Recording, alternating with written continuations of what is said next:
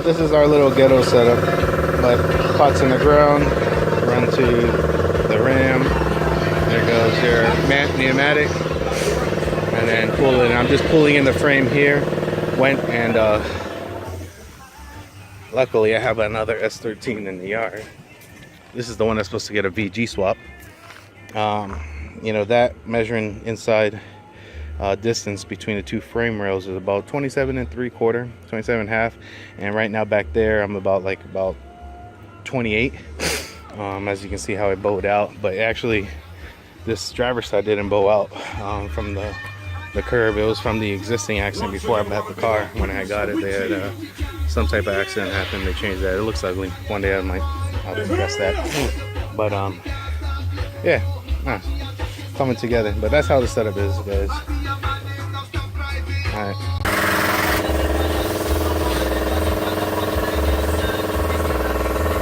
All right, so it's pretty much square. I got it's like 27 and 3/4 distance between those, maybe 27 and 3/4 and 7/8, whichever one, it's all close.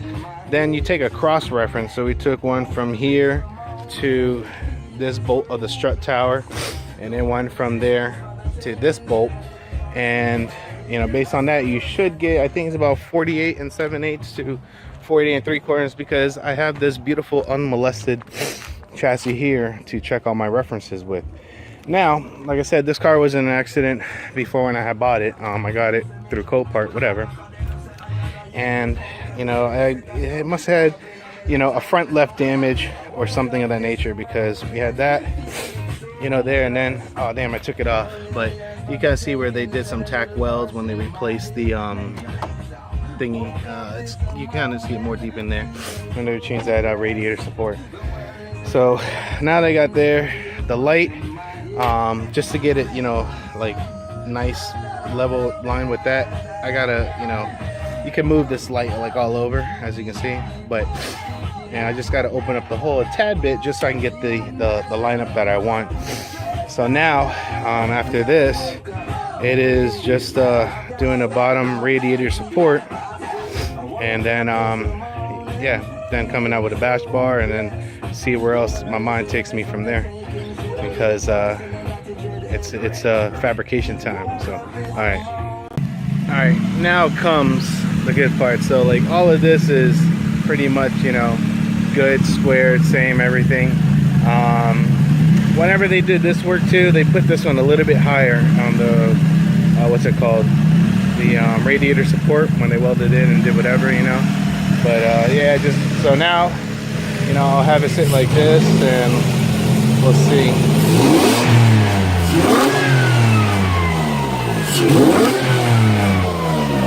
Yeah, she's pretty loud, but it's responsive, NA.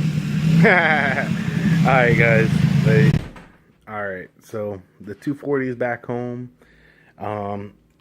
Basically everything that was ended up today, I wanted to get those frame rails straight. So they're ideally, I'm gonna say ideally, because things don't ever be ideal to what you want in terms of specs. Like when it comes to body parts, and even working with what do you call it, older motors, there's always tolerances that are, you could be so more on this end and so much far on this bell end curve. So I mean, it's not like dead on, what I was gonna say, but regardless of what, the height and everything is there. This one pulled back in, the distance and everything's good with the other S13 that we were talking about. So now it's trying to build a bottom lower radiator support that can work, that can come in and out. I'm not too worried about the tops right now, because I could always like weld on a piece there that can hold on to that, or do something. But so even so, the top is just pretty sturdy because of the upper radiator hose holding it. But that's the least of my worries. So basically what I'm kind of doing is looking to see if I can come with a plate off that front, similar to what Danger Dan did for Hoonigan when he did the Miata cart. So it's pretty cool, you know, watching like other people's videos, you get ideas. So if I plate that off in the front, then I can come with like, you know, some type of L bracket or something that where it can basically bolt off. So I could have a plate, bolt that in to something that comes out and then runs along the bottom. So that'll be the lower radiator support. And at the same time, that will help keep those, you know, locked in, sort of like a power brace. But I'm going to do that, of course, like I said, with square inch tubing.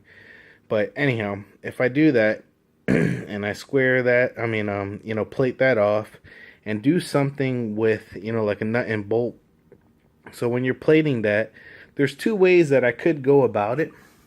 There's holes that are already on the inside that, you know, maybe I can put like a plate inside that has a nut welded on where I can lock it in, or I could plate this whole outside and then do like with the square inch tubing coming in, put like L brackets on that to where it bolts on, and you know, things like that. Like, you know, there's so many different ways you could skin a cat. So that same thing applies here to where I could do that, plate this off, and have like an L bracket coming out with the square inch tubing that would break down and come and give the lower radiator support. That, or I could do something to where it just bolts onto these frame rails and goes on, similar to like I've seen bash bars for the S13 that just bolts on to the side there.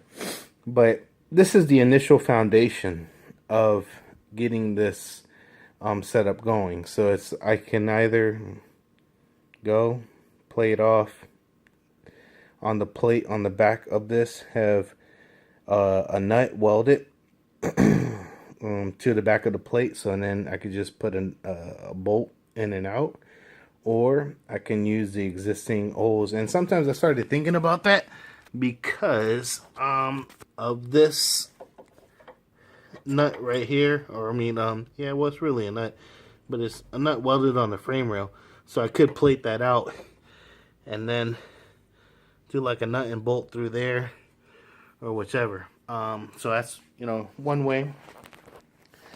The other way too is you can have a plate on this side with the nut welded and then go through and then just have a long plate, and then in between this frame rail have a sleeve. That's another way to doing it. Ultimately, at the end of the day, what I'm trying to do is just make this whole lower radiator support able to take come in and out.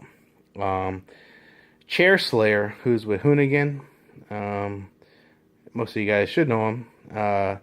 He's building lower radiator supports that bolt in and out. So essentially, I wanted to do the same thing, but of course, his lower support radiator look like they're using the inside of these. So it looks like you might be putting a nut on this side with a bolt on this side with a nut on this side, and you know, possibly a lock washer, and getting that to go in and out. But due to my circumstances with this beautiful HX52 and some piping up front, plus with an extra, well, maybe not a cylinder, nah, maybe not, because you know, inline 4, now I went to a V6, but it's 3-on-3, so I lost a cylinder, but then I gained it with this beautiful thing right here. There's not too much room, because if I had the original radiator would come somewhere like this. And I know a lot of guys when they're, well, I don't know the guys, I just seen the guys on YouTube and stuff. Even I think it's like Calvin's Garage. He's doing a, you know, S13 with a RB. So you're adding 2 cylinders in front of that, and they kind of notch out this upper radiator support. They notch that out so they can bring it forward a little bit and have enough room.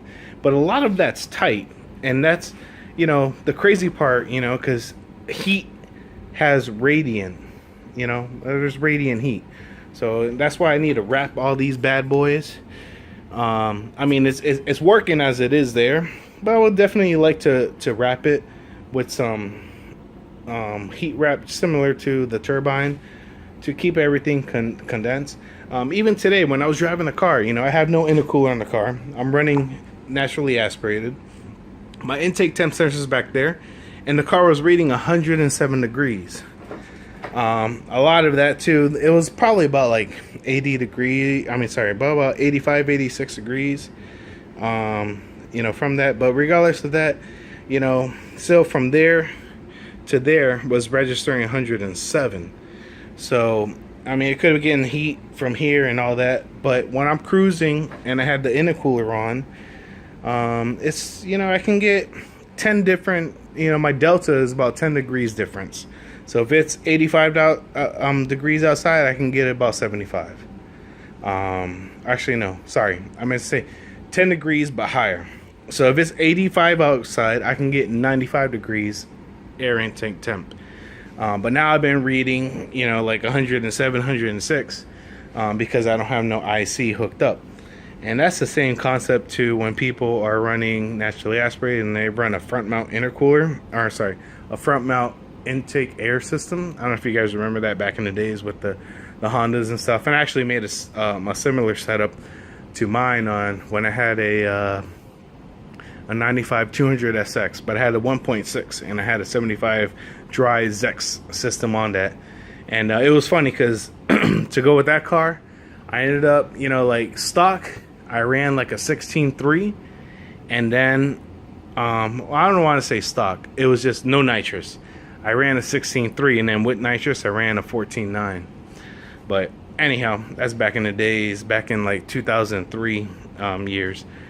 But you know, going back to this whole thing back with the system, air temps and all that, which is kind of going back forward to what I was talking, is and then even more from that is beginning of this video I started talking about or showing you guys a video of straightening up the frame rails. So now that the frame rails are pretty straight, I can go and start making the lower radiator support. Once I make the lower radiator support, for the top, I'm gonna see what I can do up here. I know they make ones that are already, you know, like prefab, like support from here to here. So maybe I could do something to where I can use those brackets and put it on here, and then maybe I could just drill a hole and put a nut and bolt and lock it and be done. That's one for that. And then the lower, like I said, either I square that off, weld it on, or put a plate and come out. And then from that plate or from whatever I come out, then I can use the for an intercooler support. And then I want to ultimately build a bash bar.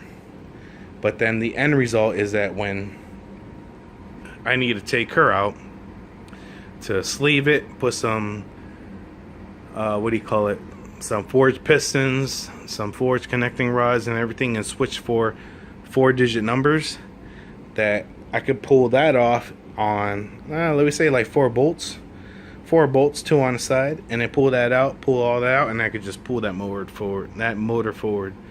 That's the end result. But I'm just looking, I've been talking for about 10 minutes right now, and I feel sorry for you guys, but you know, that's just my mind rumbling. But anyhow, hopefully I can start getting some action going, and then hopefully get that that Volkswagen going too. That's another thing. Trying to, you know, help out my pops, you know, help him, let him get a little bit of happiness out of his life. So, and it's funny with that car, all it is just you know, just a rub down paint and sand. When I got this car, if you guys, you know, go, well, shit, the images aren't hot linked anymore, but originally when I got this car, I got this car from Copart about 2010, so that was 8 years ago. I got this car from Copart. Motor was intact and everything, but it was in pieces because it was at a body shop, and the whole thing was primered. So I ended up taking that car, being from primer from here, you know, to now this, which I probably should update a video, because I did that from when I got it at the junkyard to when I went and I built it with the KA. And that was after, you know, the whole paint and everything, because the original of the car was maroon. I changed it to this. I even painted all of the door jambs and stuff black. It was a fun time, but I said I would never do body work again. But then now my dad's got this 71 Super Beetle, and I'm like, well, you know what? I could put in the same work that I did that time with a little bit of less, because there's not too much, you know, like Bondo or, you know, filler or anything I got to do. And then he could, you know, let me say sell it. Or my son, he'll turn 16 in about 5 years, so maybe he might get that car. But anyhow, I'm rambling. So I'll talk to you.